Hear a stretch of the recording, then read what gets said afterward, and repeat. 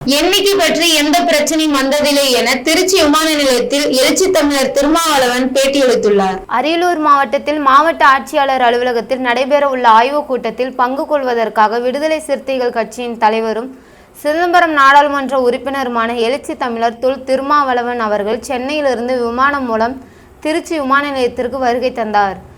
விமான நிலையத்தில் செய்தியாளர்களுக்கு பேட்டியளித்த அவர், தமிழகத்தில் அதிமுக பாஜக சேர்ந்து என்டிஏ கூட்டணியாக உள்ளன.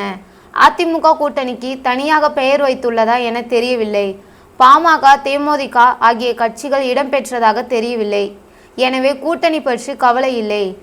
பாமக திமுக கூட்டணி வந்தால் விசிக திமுகவில் இருக்குமா? மீண்டும் மீண்டும் கேட்கப்படும் கேள்வி. அப்படி நிலை வந்தால் கேட்கலாம். பாஜக பாமக இருக்கும் இடத்தில் நாங்கள் இருக்க மாட்டோம் என்ற கொள்கையில் உறுதியாக உள்ளோம். அதிமுக எச்சரிக்கையாக இருக்க வேண்டும். எண்ணிக்கை பற்றி எந்த பிரச்சனை வந்ததில்லை. எண்ணிக்கை பற்றி கட்சியினரும் பேசியதில்லை. பிரச்சனை வராது.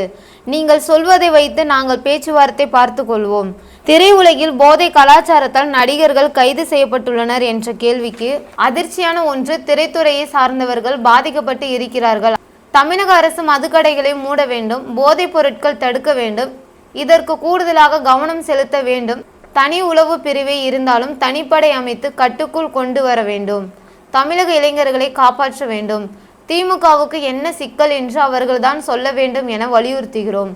பெரியார் அண்ணாவை பற்றி இழிவாக சிறுமைப்படுத்தும் அவமதிக்கும் வகையில் வீடியோ ஒளிபரப்பப்பட்டது.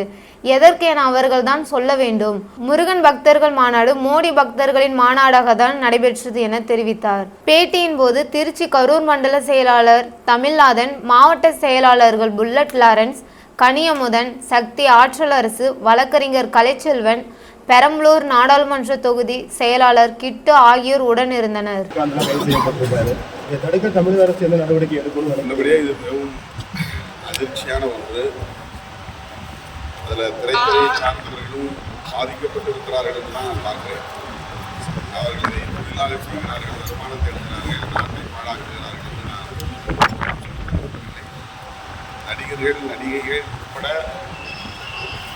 புகழ்பெற்றவர்கள் கூட போதை பழக்கத்திற்கு ஆளாகி அடிமையாகி சீரழிகிறார்கள் என்பது கவலை அளிக்கிறது. எனவே தமிழ்நாடு அரசு மதுக்கடைகளையும் மூட வேண்டும். இதர போதைப் பொருட்கள் புழக்கத்தையும் தடுக்க வேண்டும். இதற்கு கூடுதலாக கவனம் செலுத்த வேண்டும். தனி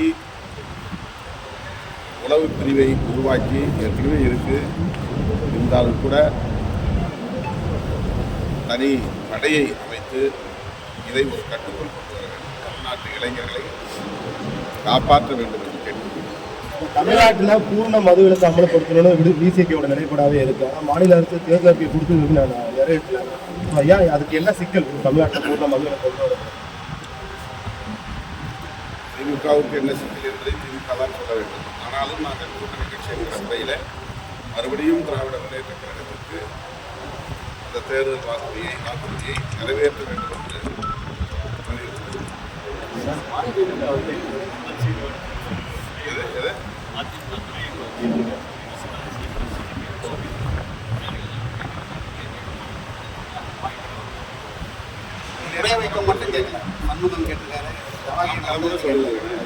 ஒவ்வொரு கட்சியும் கூடுதல் கேட்பாங்க. நாங்களும் தான் கேட்போம். குறைச்சி கொடுத்தாலும் இருப்போம்னு சொல்றீங்க. இல்லை, அது நெகோசியேஷனில் முடிவாக வேண்டிய விஷயம். முன்னாடியே உங்களுக்கு எப்படி சொல்ல முடியும்?